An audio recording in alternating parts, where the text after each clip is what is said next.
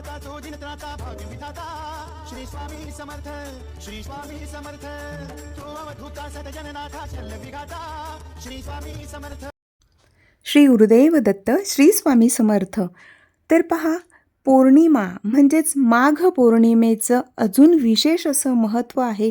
प्रत्येक पौर्णिमेचं महत्त्व असतंच, पण त्यातल्या त्यात जर अजून माघ पौर्णिमा असेल तर त्याचं 32 पटीने आपल्याला पुण्यफळ प्राप्त होत असतं. म्हणजे आपण जी काही सेवा भक्ती करत असतो तर त्याचं आपल्याला दुपटीने नव्हे तर अगदी 32 पटीने आपल्याला त्याचं पुण्यफळ प्राप्त होत असतं. म्हणूनच माघ पौर्णिमेचा अतिशय विशेष, त्याचबरोबर हा खूप मोठा असा छान दुग्ध शर्करा योग आपण याला म्हणू शकतो. त्याचबरोबर ह्या दिवशी जी काही तुम्ही सेवा भक्ती करणार आहात तर त्याचं अनंतपटीने पुण्यफळ मिळेल. म्हणून माघ पौर्णिमेच्या दिवशी सर्वार्थ सिद्धी योग आहे आणि ह्या शुभ परमपवित्र अशा मुहूर्तावर आपण रात्रीच्या वेळेला कोणती सेवा करायची आहे, की ती सेवा केल्याने काय होणार आहे, तर आपल्या घरात सुख शांती समृद्धी नांदते. त्याचबरोबर आर्थिक समस्या दूर होतात. त्याच जर समजा तुमच्या घरात वास्तुदोष असेल किंवा तुम्हाला पितृदोष असेल तर तो देखील निघून जात असतो. त्याचबरोबर आपले जे पूर्वसंचित पापकर्म असतात ते देखील नष्ट होण्यास मदत होत असते आणि आपल्या घरात आनंदी आनंद राहतो आणि भगवंताची आपल्यावर अखंड कृपा होत असते. जे काही तुम्ही कार्य हाती घ्याल तर त्यात तुम्ही सफल होत असतात. त्याचबरोबर मुलामुलींचे विवाह जमण्यास अडचणी येत असतील, घरात मंगल कार्य होत नसेल किंवा तुम्हाला नवीन वास्तू घ्यायची असेल त्याच्यात अडचणी येत असतील, त्याचबरोबर तुमचे जे काही संतानप्राप्तीमध्ये अडचणी येत असतील त्या देखील नक्कीच दूर होण्यास मदत होईल. म्हणून जी सेवा मी आता सांगणार आहे, जो उपाय सांगणार आहे तो करायला मात्र विसरू नका आणि त्यासाठी व्हिडिओ पूर्ण पहा. माघ पौर्णिमा म्हणजेच ह्या दिवशी स्नानाचं अनन्यसाधारण असं महत्त्व असतं. माघ पौर्णिमेच्या दिवशीच नव्हे तर संपूर्ण माघ महिना असतो. त्याचबरोबर ज्या पद्धतीने आपण कार्तिक महिना असतो तर कार्तिक मासमध्ये देखील दीपदानाचं महत्त्व असतं, स्नानाचं महत्त्व असतं. त्याचबरोबर दानधर्म करण्याचंही अनंतपटीने पुण्य मिळत असतं. त्याच पद्धतीने माघ महिन्यात जर तुमच्याकडून कोणतीही सेवा भक्ती हवी तशी झाली नसेल, कारण बऱ्याच वेळेला आपण ठरवतो की नवीन वर्ष लागलं, त्याचबरोबर कुठला महिना सुरू झाला तर त्या महिन्यात आपण माघ महिना असेल, श्रावण महिना असेल, अधिक मास असेल तर त्यात आपण खूप जास्त पटीने सेवा भक्ती करूया असं आपण ठरवत असतो. पण काही वेळेला अनेक अडचणी येत असतात आणि त्यामुळे आपल्या मनात जे काही ठरवलेलं असते त्या पद्धतीने सेवा होत नाही. तर अशा वेळेला तुम्ही माघ पौर्णिमेचा हा परमपवित्र असा दिवस आहे, त्या दिवशी तुम्ही पहाटे लवकर उठायचं आहे. तुम्ही राहतात तिथे जर समजा काही तीर्थक्षेत्र असेल किंवा पवित्र नद्या असतील तर त्या ठिकाणी तुम्ही स्नान करू शकतात. समुद्र असेल तिथे देखील तुम्ही स्नान केलं तरीही अतिउत्तम. नसेल शक्य तर घरात जेव्हा तुम्ही स्नान करतील तर त्या पाण्यामध्ये तुम्ही गंगाजल टाकून स्नान करा. त्याचबरोबर त्यात तुम्ही हळद टाकू शकतात, गुलाबजल टाकू शकतात. अशा पद्धतीने स्नान करायचं आहे आणि त्यानंतर जी काही आपली नित्य देवपूजा असते ती करायचं आहे आणि दिवसभर नामजप करायचा आहे. भगवंताला पिवळी पुष्प अर्पण करायची आहे. शक्य झाल्यास जरूर करा, नसेल शक्य तर हरकत नाही. त्याचबरोबर त्या दिवशी जवळपास कुठलं मंदिर असेल तर मंदिरात दर्शनाला जा, आरतीसाठी त्या ठिकाणी हजर राहा. त्याचबरोबर त्या दिवशी तुम्ही दिवसभर नामस्मरण करायचं आहे. सत्यनारायणाची पूजा दर महिन्याला करत असतील तर जरूर करा, नसतील करत तर तुम्ही माघ पौर्णिमेपासून सुरुवात करू शकतात. ह्या पद्धतीने तुम्ही करू शकतात. त्याचबरोबर त्या दिवशी आपण दान करणं ही खूप महत्त्वाचं असतं. ज्या पद्धतीने मी तुम्हाला सांगितलं की 32 पटीने पुण्याची प्राप्ती होत असते. म्हणूनच दानधर्म हे नेहमीच करणं महत्त्वाचं असतं. पण नसेल शक्य तर विशेष पर्व असेल तर त्या दिवशी देखील आपण हे करू शकतो. त्या दिवशी ही संधी मात्र सोडू नये. तर दानधर्म तुम्ही तुमच्या पद्धतीने करू शकतात. तर आता दान काय करावं, तर पहा, प्रत्येकाचा हा वैयक्तिक प्रश्न आहे. तुम्ही तुमच्या परीने जे शक्य होईल ते तुम्ही दान करू शकतात. अन्नदान करू शकतात, वस्त्रदान करू शकतात. त्याचप्रमाणे कोणाला कसली औषधांची वगैरे गरज असेल तर तुम्ही त्याला त्या औषधं वगैरे आणून देऊ शकतात, ती मदत करू शकतात. किंवा कोणाला कपडे लत्ते नसतील तर अशा पद्धतीने तुम्ही वस्त्रदानही करू शकतात. त्याचबरोबर गोमातेची सेवा करायची आहे. गोशाळा असेल तिथे जाऊनही तुम्ही सेवा करू शकतात. गोमातेला जी चण्याची डाळ असते, चण्याची डाळ आणि गूळ तुम्ही खाऊ घालू शकतात, पोळी खाऊ घालू शकतात. अशा पद्धतीने गोसेवा जरूर करा. तुळशीची पूजा करायची आहे. त्याचबरोबर जे केळीचं झाड तुम्ही लावलेलं असेल तर अतिउत्तम, नसेल तर आजूबाजूला कुठे असेल तिथे जाऊनही तुम्ही पूजा करू शकतात.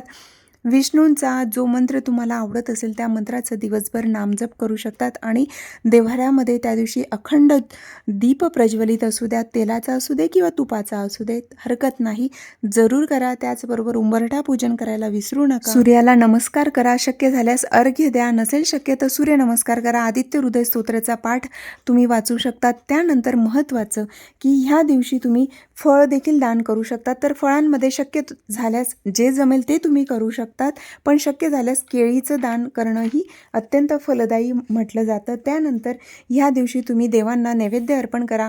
जे काही तुम्ही जेवण बनवलं असेल त्याचाही नैवेद्य अर्पण केला तरी चालेल, किंवा केशर टाकलेलं दूध अर्पण करा, किंवा खीर बनवली तर अतिउत्तम, कारण लक्ष्मी मातेला अत्यंत प्रिय असणारा हा खिरीचा नैवेद्य असतो. तर खीर तुम्ही कसलीही बनवू शकतात, तशा पद्धतीने करा. देवांना शक्य झाल्यास पिवळ्या रंगाचे पुष्प अर्पण करा, नसतील तर तुमच्याकडे जे उपलब्ध असेल ते अर्पण करा. कमलगट्ट्याच्या माळेवर तुम्ही विष्णू गायत्री मंत्र जप करू शकतात, लक्ष्मी गायत्री मंत्राचा जप करू शकतात. दीपदान करायचं आहे. तुळशी मातेचं बेलाचं झाड असेल किंवा औदुंबराचं झाड असेल, पिंपळाच्या झाडालाही दीपदान करावं. पण जर रविवार असेल तर पिंपळाच्या झाडाची आपण पूजा करायची नसते. आवळा असेल, औदुंबर असेल, त्याचबरोबर शमीपत्र असेल तर शमीपत्राजवळ दीपदान करायला विसरू नका. त्यानंतर की ह्या दिवशी रात्री कोणती सेवा करायची आहे, तर दिवसभरात ह्या गोष्टी आपण करायच्या आहेत. समजा तुम्हाला यातल्या जेवढ्या जमतील तेवढ्या करा, सर्वच करायला हवं असं नाही. वेळ नसेल तर जे जमेल ते तुम्ही करा. पण पौर्णिमेच्या दिवशी हे सर्व झाल्यानंतर पौर्णिमेची जी रात्र आहे, माघ पौर्णिमेच्या रात्री वेळ काढायचा आहे. तुम्ही कितीही बिझी असाल तरी रात्री वेळ काढा आणि रात्री बरोबर तुम्ही 12 वाजता स्नान वगैरे, त्यापूर्वी म्हणजे 12 वाजण्यापूर्वी तुम्ही स्नान वगैरे करा आणि शुचिर्भूत होऊन तुम्ही देवांजवळ दीप प्रज्वलित असेल तर अतिउत्तम, नसेल तर दीप प्रज्वलित करा, धूप वगैरे लावा आणि त्या ठिकाणी तुम्ही स्नान वगैरे झाल्यानंतर रात्री 12 वाजता तुम्ही श्री व्यंकटेश स्तोत्राचं पठण करायचं आहे. श्री व्यंकटेश स्तोत्र पठण कराल तर त्यावेळेला जे कपडे तुम्ही परिधान करणार आहात तर ते शक्यतो काळ्या रंगाचे नसावेत. त्या व्यतिरिक्त स्वच्छ धुतलेलं कुठल्याही रंगाचं तुम्ही वस्त्र परिधान करून तुम्ही व्यंकटेश स्तोत्र पठण करायचं आहे. तर व्यंकटेश स्तोत्र 21 वेळा पठण केलं तर ते एक मंडल पूर्ण होत असतं. म्हणून श्री व्यंकटेश स्तोत्र हे मराठीतलं असू दे किंवा संस्कृतमधलं असू दे, जे तुम्हाला जमत असेल ते तुम्ही पठण करू शकतात. 21 वेळा जरूर पठण करा. त्यासोबतच तुम्ही विष्णू गायत्री मंत्र तुळशी माळेवर बोलू शकतात किंवा लक्ष्मी गायत्री मंत्राचा कमीत कमी 1 माळ जप केला तरीही चालू शकतं. आणि व्यंकटेश स्तोत्राची सेवा जरूर करा, कारण श्री व्यंकटेश स्तोत्र हे पठण केल्याने आपल्याला ज्या काही अडचणी येत असतात, बऱ्याच वेळेला असं होत असतं की आपण कुठलंही काम हाती घेतलं तर ते अगदी जेव्हा पूर्ण होणार असतं तेव्हाच नेमकं त्यात काही ना काही अडचणी येतात आणि आपलं काम पूर्ण होता होता ते राहून जात असतं. असं बऱ्याच जणांसोबत होत असेल तर त्यांनी व्यंकटेश स्तोत्राची सेवा जी आहे ती नित्यनेमाने सुरू करा. अगदी दररोज तुम्ही 1 वेळा पठण केलं तरीही चालू शकतं, पण एकादशी असेल, पौर्णिमा असेल तर त्या दिवशी व्यंकटेश स्तोत्राचं अनुष्ठान जरूर करा. श्री व्यंकटेश स्तोत्र 21 वेळा पठण करा. त्यासोबतच तुम्ही विष्णू सहस्रनाम स्तोत्र आहे ते देखील पठण करू शकतात. विष्णू सहस्रनाम स्तोत्र हे तुम्ही 1 वेळा पठण केलं तरीही चालू शकतं किंवा 4 वेळा पठण करा. अजून तुम्हाला वेळ असेल किंवा तुम्हाला अनुष्ठान पद्धतीनेच करायचं असेल तर तुम्ही प्रत्येक एकादशीला आणि प्रत्येक पौर्णिमेला, त्याचबरोबर दर बुधवारी तुम्ही श्री विष्णू सहस्रनाम स्तोत्र 12 वेळा पठण केलं तर ही अतिशय उच्च कोटीची सेवा आहे. विष्णू सहस्रनाम स्तोत्र अशा पद्धतीने पठण केल्याने जी अनंत जन्मामध्ये आपल्याकडून पापकर्म झालेली असतात तर ती नष्ट होण्यास मदत होत असते. त्याचबरोबर ह्या आपलं जे क्रियमाण कर्म आहे त्यातही आपल्याकडून चुका होत नाही. त्याचबरोबर आपल्या घरात सुख शांती समृद्धी राहते. आर्थिक अडचणी 100% दूर होतात म्हणजे होतातच. तुम्हाला प्रगतीच्या संधी उपलब्ध होत असतात. म्हणूनच ज्यांना नोकरी मिळत नसेल किंवा घरात लक्ष्मी येत असेल म्हणजे पैसा अडका येत असेल पण तो टिकत नसेल, लक्ष्मी स्थिर राहण्यासाठी सुद्धा तुम्ही विष्णू सहस्त्रनाम स्तोत्र पठण करू शकतात. कारण ज्या घरात श्री विष्णूंची सेवा होत असते त्या ठिकाणी श्री महालक्ष्मी मातेचा चिरकाल स्थिर असा वास असतो. म्हणून तुम्ही ही सेवा करू शकतात. ज्यांना संतान प्राप्तीमध्ये अडचणी येतात त्यांनी सुद्धा व्यंकटेश स्तोत्र आणि विष्णू सहस्त्रनाम स्तोत्राची सेवा जरूर करा. कारण पूर्वसंचित पापकर्मांमुळेच आपल्याला ह्या जन्मात भोग असतात ते भोगावे लागतात. पूर्वसंचित आपलं जे प्रारब्ध आहे ते तर आपल्याला भोगावंच लागणार आहे, पण त्या संकटांची तीव्रता कमी होण्यासाठी आपण ह्या सेवा करायच्या असतात.